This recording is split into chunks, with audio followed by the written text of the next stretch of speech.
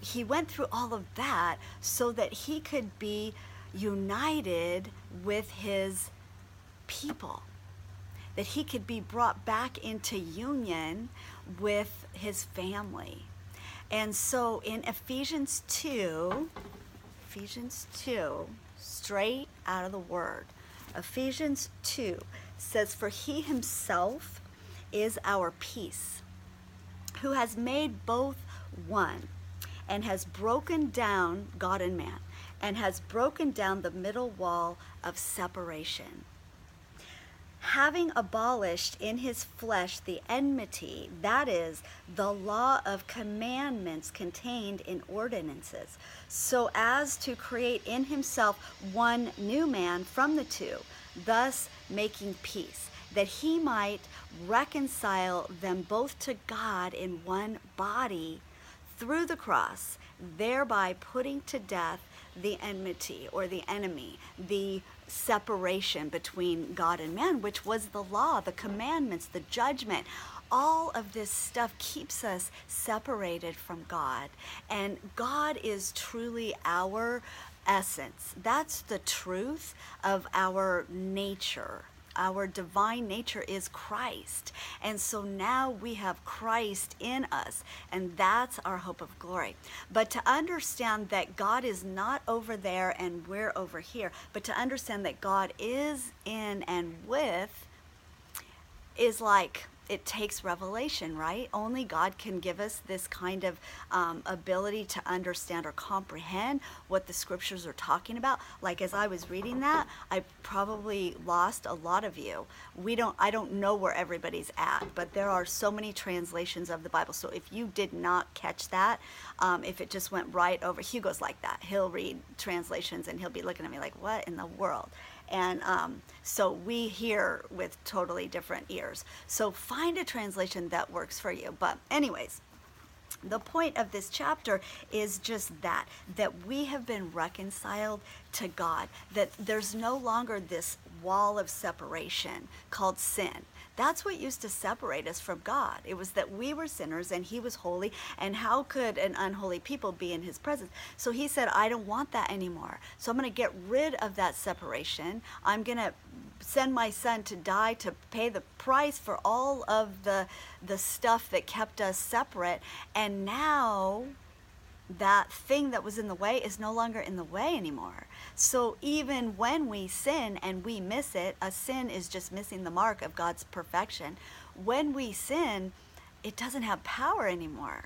It just doesn't have power. We are sinning all the time in ways that we don't even know. So we can't ask for forgiveness for every single sin we're committing, because we don't even know all the sins. They're so, it's crazy. So God says, don't let it have power anymore.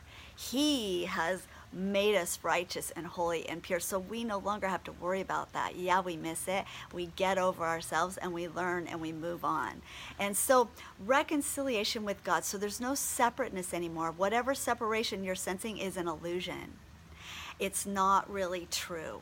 So that illusion of separateness is not true. And then there's also an illusion of separateness between me and my neighbor.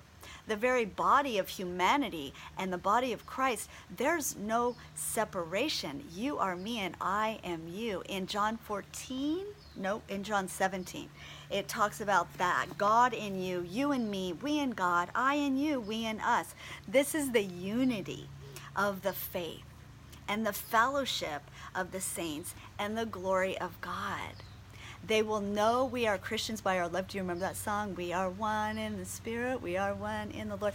We are truly one in spirit.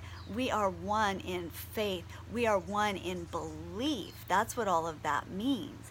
And so even if I believe something different than you, we can become one in humanity.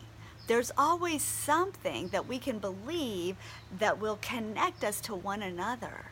Because as mankind, all of mankind, we have something in common with one another. And so we can always look to the things that we do have in common and treat one another as if we, in the ways that we would want to be treated.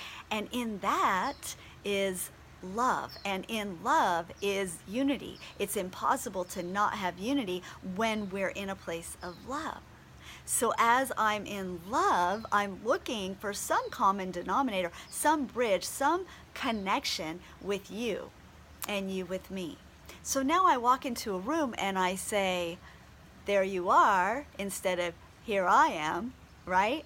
I'm looking for connections. I'm looking for some place to be able to reach the heart of another human being. And so this is what we have in love. This is what we have in faith, is unity. And that unity is the glory of God. And that unity is our greatest asset for life and business.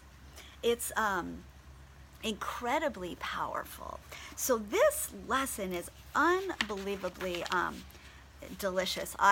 It's my favorite because intimacy is everything to me. And it goes into deep calls unto deep.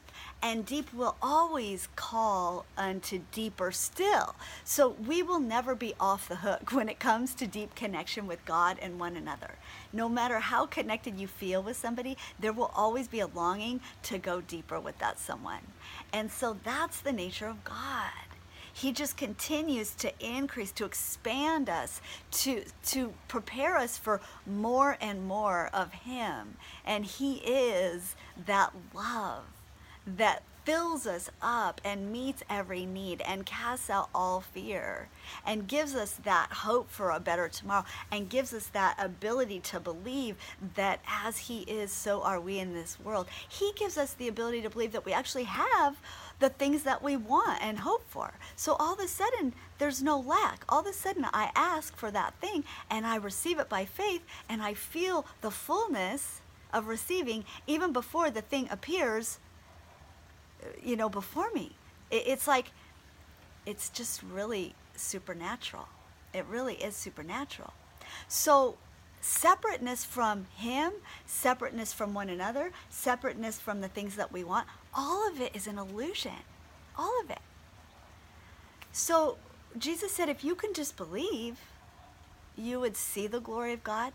You would experience the glory of God. You would know the goodness of God in the land of the living today.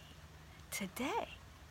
So I want to challenge you today to just close your eyes if you have to and believe.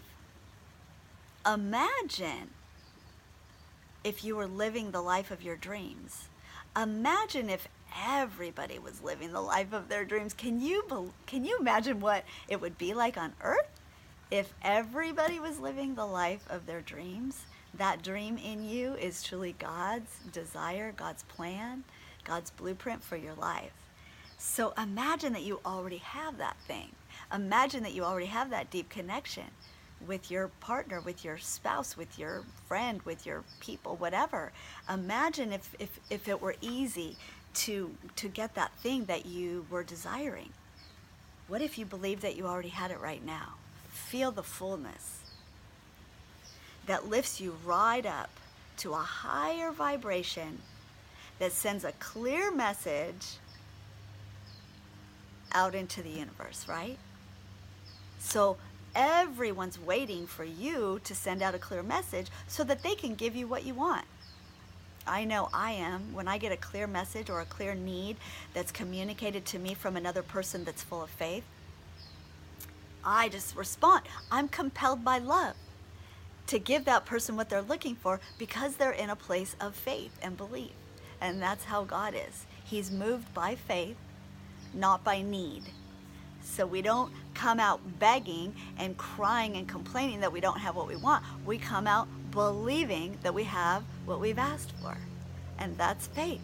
And it unites. It brings us all together and it gets us all moving from a place of love where we're compelled to give to one another and to sow into one another and to build one another up and to encourage one another. It's amazing. Christopher Columbus said, you can never cross the ocean unless you have the courage to lose sight of the shore. I love that quote. What do you need to lose sight of? Because the shore represents everything that is keeping you comfortable. It's everything that you've always known. It's a familiar place that feels a little bit secure and stable.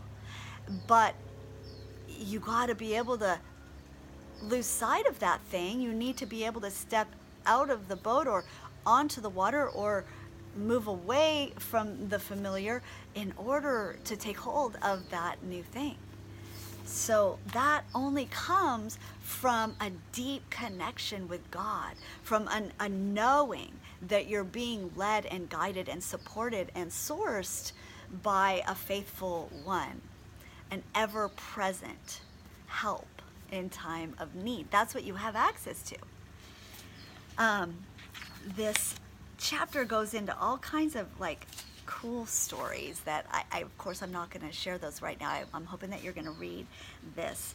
But the bottom line is, how passionate are you about getting intimately connected with the one who holds your breath and understanding that he really truly is your nature, your essence, that you and God are one in the spirit.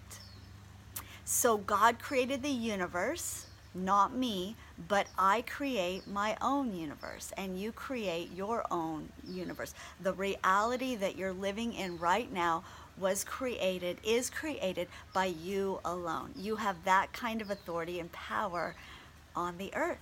He gave that to us.